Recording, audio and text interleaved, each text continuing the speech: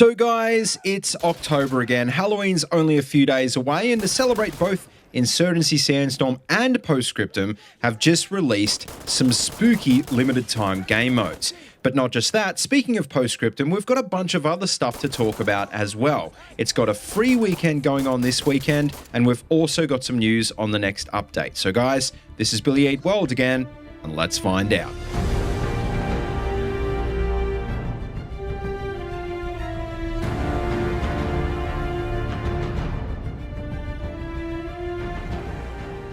Alright guys, how you going? Welcome to the video, and to kick off, I just want to give you guys a chance to win some games, because at the moment I've actually got a couple of Steam codes for Insurgency Sandstorm and for Postscriptum to give away. Now, the Insurgency giveaway, that's already running over on Twitch. Just follow the instructions on screen now or check them out in the description to enter.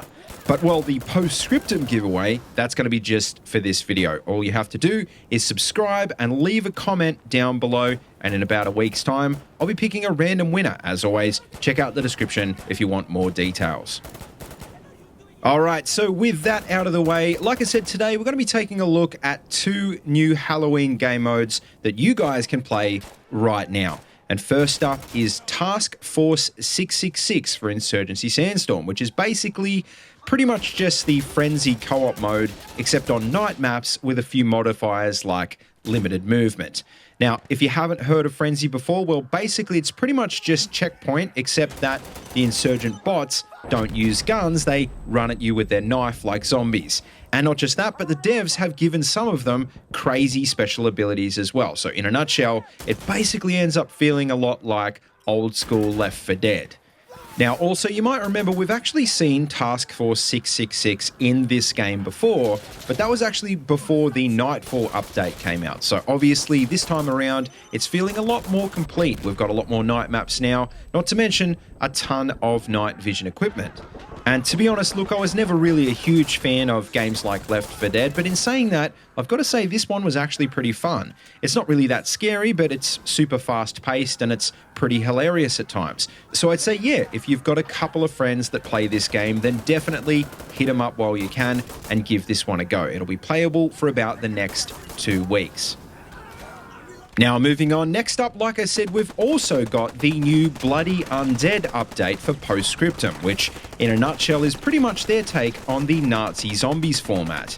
But I think what's really interesting about this particular one is that it actually isn't co-op, it's PvP. Every game starts with about 3/4 of the players as survivors, and the rest end up playing as zombies. Which doesn't really sound that balanced until you realize that if you get killed by a zombie, you'll switch teams and turn into one. So as you can imagine, the horde builds up pretty quickly. But apart from that, the basic idea of the game mode is actually pretty simple. The survivors have just got to go around and collect supplies in a half track to destroy an objective. And the zombies, well, they've just got to do their best to kill everyone before they actually achieve that goal. Now, of course, unlike the survivors, the zombies can't use guns and vehicles, so to balance that out, the devs have given them superpowers, like the ability to jump really high and sprint insanely fast. And not just that, but some of the spawn points for the zombie team are actually located on buildings as well. So you can basically wait on top of the buildings for the humans to walk past and then drop down above and eat them. Also, I should mention, according to the devs, apparently this mode was only built by 2 people in only 3 weeks. So even though it's pretty fun, you will notice that it is a bit rough around the edges. So one thing the devs have made it clear is that for now, it's just going to be a temporary mode, but they are going to look at improving it and possibly reintroducing it as a permanent mode sometime down the track.